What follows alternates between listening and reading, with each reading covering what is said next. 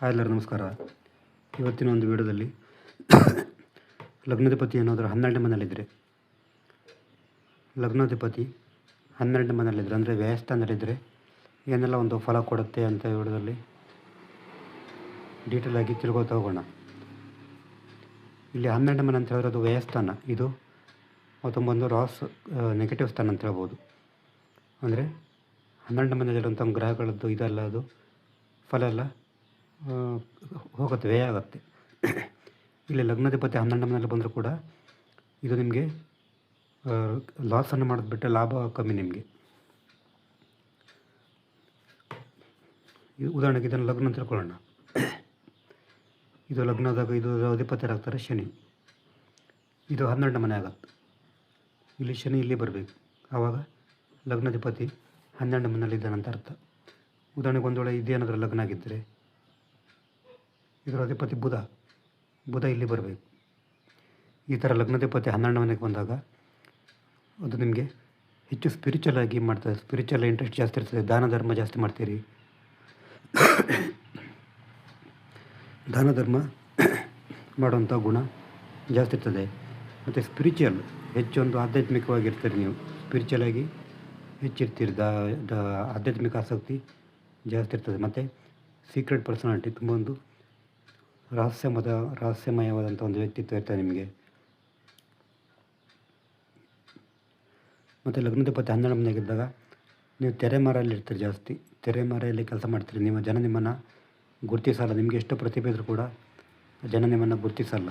ಲಗ್ನಾಧಿಪತಿ 12ನೇ ಮನೆಯಾಗಿದ್ದಾಗ ನಿಮ್ಮನ್ನು ಜನ ಗುರುತಿಸಲ್ಲ. ನಿಮಗೆ ಎಷ್ಟು ಪ್ರತಿಭೆ ಇದ್ದರೂ ಕೂಡ ನೀವು ಗುರುತಿಸಲ್ಲ. ಮತ್ತು ನೀವು ಕೂಡ ಹಾಗೆ, ನೀವು ಕೂಡ ತೆರೆ ಹಿಂದೆ ಇರ್ತೀರಿ. ಸಾರ್ವಜನಿಕವಾಗಿರೋದು, ನಿಮ್ಮ ಪ್ರತಿಭೆಯನ್ನು ತೋರಿಸ್ಕೊಳ್ಳೋದು, ಈ ಥರ ನಿಮಗೆ ಇಷ್ಟ ಆಗಲ್ಲ ಅಂತ ಹೇಳ್ಬೋದು.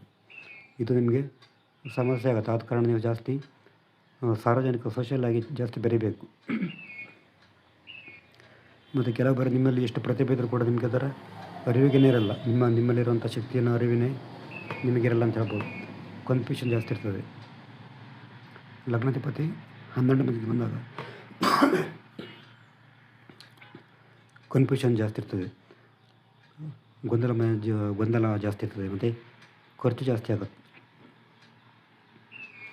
ಲಗ್ನಾಧಿಪತಿ 12ನೇ ಮನೆಗೆ ಬಂದಾಗ ಹೆಚ್ಚು ಖರ್ಚು ಆಗುತ್ತೆ. ಮತ್ತು ಲೈಫಲ್ಲಿ ಶಿಸ್ತು ಮತ್ತು ಯೋಜನೆ ಕೊರತೆ ಕಾಡ್ತದೆ. ಲೈಫಲ್ಲಿ ಶಿಸ್ತಿರಲ್ಲ. ಮತ್ತು ನಿಖರವಾದ ಒಂದು ಪ್ಲ್ಯಾನಿಂಗ್ ಇರಲ್ಲ. ಯೋಜನೆಯ ಕೊರತೆ ಕಾಡ್ತದೆ. ಮತ್ತು ಮನಸ್ಸಲ್ಲಿ ಕೂಡ ತುಂಬ ಅರಿಯದ ಭಯ ಜಾಸ್ತಿ, ಫಿಯರ್ ಜಾಸ್ತಿ ಇರ್ತದೆ. ಲಗ್ನಾಧಿಪತಿ 12ನೇ ಮನೆಗೆ ಬಂದಾಗ ಮನಸ್ಸಿನಲ್ಲಿ ಒಂದು ಫಿಯರ್ ಜಾಸ್ತಿ, ಅರಿಯದ ಭಯ ಇರ್ತದೆ. ಆ ಭಯಕ್ಕೆ ಕಾರಣ ಅಂತಲೇ ಗೊತ್ತಾಗಲ್ಲ. ಮತ್ತು ನಿದ್ದೆ ಸಮಸ್ಯೆ ಕಾಡ್ಬೋದು. ಲಗ್ನಾಧಿಪತಿ 12ನೇ ಮನೆಗೆ ಬಂದಾಗ ನಿದ್ದೆ ಸಮಸ್ಯೆ ಕಾಡ್ಬೋದು. ಬಟ್ ಇದು ಫಾರಿನ್ ಟ್ರಾವೆಲ್ ಮಾಡಲಿಕ್ಕೆ ತುಂಬ ಒಂದು ಒಳ್ಳೆಯ ಯೋಗ. ಇದು ಲಗ್ನಾಧಿಪತಿ 12ನೇ ಮನೆಗೆ ಬಂದಾಗ ಫಾರಿನ್ ಟ್ರಾವೆಲ್ ಮಾಡಲಿಕ್ಕೆ, ವಿದೇಶ ಪ್ರಯಾಣ ಮಾಡಲಿಕ್ಕೆ ತುಂಬ ಒಂದು ಒಳ್ಳೆಯ ಒಂದು ಕಾಂಬಿನೇಷನ್.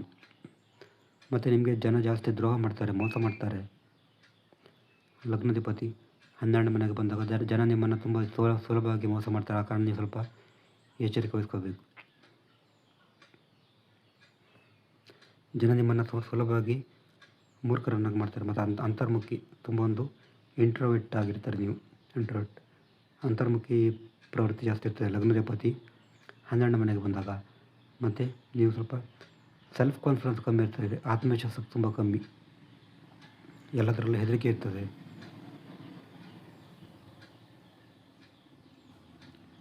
ಇದು ಲಗ್ನಾಧಿಪತಿ 12ನೇ ಮನೆಗೆ ಬಂದಾಗ ಕೊಡುವಂಥ ಒಂದು ಫಲಗಳು. ನೀವು ಈ ಥರ ಇದ್ದಾಗ ಯಾರಾದರೂ ನೀವು ನುರಿತ ಜ್ಯೋತಿಷಿಗಳ ಹತ್ರ ನೀವು ಕನ್ಸಲ್ಟೇಷನ್ ಮಾಡಿ ಸ್ಟೋನ್ ಅಗತ್ಯ ಇದೆ ಅಂತ ನೋಡಿ ಚೆಕ್ ಮಾಡ್ಕೋಬೇಕು. ನೀವು ಸುಮ್ಮನೆ ಸ್ಟೋನ್ ಹಾಕೋಂಗಿಲ್ಲ. ಇದಕ್ಕೆ ನೀವು ನುರಿತ ಯಾರೋ ಆಸ್ಟ್ರಾಲಜರ್ ಇದ್ದರೆ ಅವರಿಂದ ಸಲಹೆ ಪಡೆದು ಸ್ಟೋನ್ ಹಾಕ್ಬೋದು.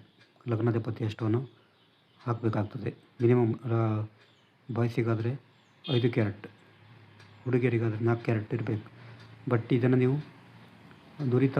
ತುಂಬ ನುರಿತ ಒಂದು ಆಸ್ಟ್ರಾಲಜರಿಂದ ಸಲಹೆ ಪಡೆದು ನೀವು ಹಾಕಬೇಕು. ಸುಮ್ಮನೆ ನೀವೇರು ಮಾಡಿದರೆ ನಿಮಗೆ ನೆಗೆಟಿವ್ ಆಗುತ್ತೆ. ಇದು ಲಗ್ನಾಧಿಪತಿ 12ನೇ ಮನೆಯಲ್ಲಿದ್ದಾಗ ಕೊಡುವಂಥ ಒಂದು ಫಲಗಳು. ನಿಮಗೇನಾದರೂ ಜಾತಕ ವಿಚಾರ ಮಾಡಬೇಕಂತ ನಮ್ಮದು ವಾಟ್ಸಪ್ ಸಂಖ್ಯೆ 70 906 37 934 ಈ ನಂಬರ್ಗೆ ವಾಟ್ಸಪ್ ಮಾಡಿದರೆ ಜಾತಕದ ಬಗ್ಗೆ ಡೀಟೇಲ್ ಆಗಿ ತಿಳಿಸಿಕೊಡ್ತೇವೆ. ನೆಕ್ಸ್ಟ್ ಅದರಲ್ಲಿ ಬೇರೆ ದಿವಸ. ನಮಸ್ಕಾರ.